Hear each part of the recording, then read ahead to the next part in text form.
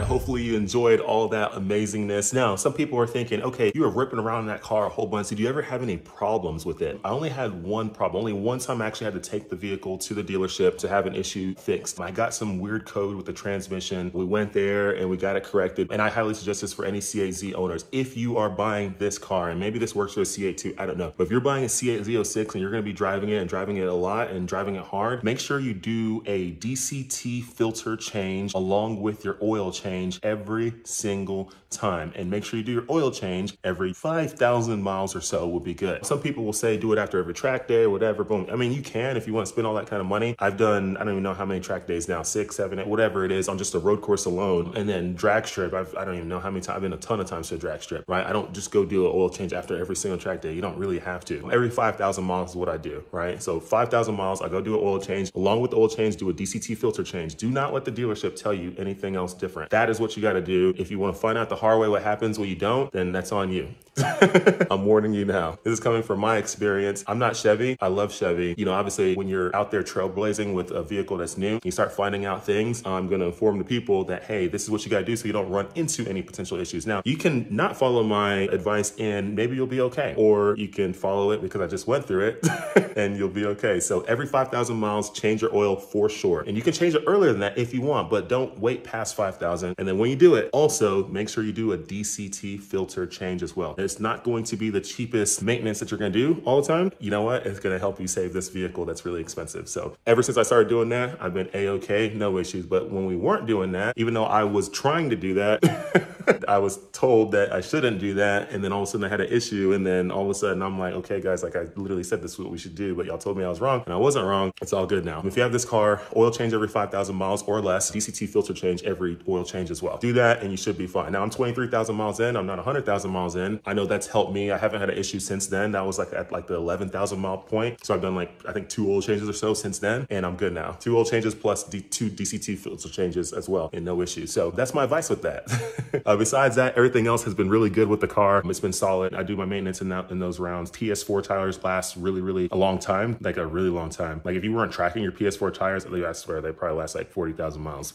And they grip really well. The Michelin Cup 2R tires, I did get a set of those to track with. They lasted me 17 total laps before they came apart. And maybe that's because of the track surface and maybe that's because of the way I drive, but I highly suggest getting a proper alignment because if you don't, those tires will be destroyed instantly. And even street driving, you're probably not gonna make it that long. Once again, I'm saying this from experience. I'm not just talking out of my butthole like some people. from experience. In fact, I got my Michelin Pilot sport tires right here. They probably don't look bad from this angle, but I could show you if I decided to have the energy to pull this thing around and show you how they can't start coming apart. It's crazy. So get the proper alignment. That will help save you. And also, you probably shouldn't street drive them a lot. Get the PS4 tires. They're really, really good for street and they actually work really good on the track too. They're not obviously as good as a Cup 2R, but they're still a good tire. And then, yeah, if you want to PPF your car, PPF it. I never PPF my car and it's still good. I got rock chips and stuff, but whatever. I drive it. It's fun. It's a fun car. If anyone has any questions on anything, leave it in the comments. I'll answer it. Car's amazing. That's all I gotta say. The best car under $250,000 that you can buy right now, hands down. Anyways, get one, love it, drive it. Don't be a little punk, drive your car and you'll love it. It's gonna be good. It's actually dirty right now. Look at it, still shining. That's my C8 Z, the OG, my drift car. I drift it like every other week or so. And then my 32 GTR. Anyways, thanks for tuning in and hopefully you enjoyed this video. Hopefully it's informative for you. This is my 23,000 mile update. Here in about a year, I'll let you know where I'm at. Maybe I'm at 50,000 miles. Maybe I'm at 30-something thousand miles. I don't know. We'll find out.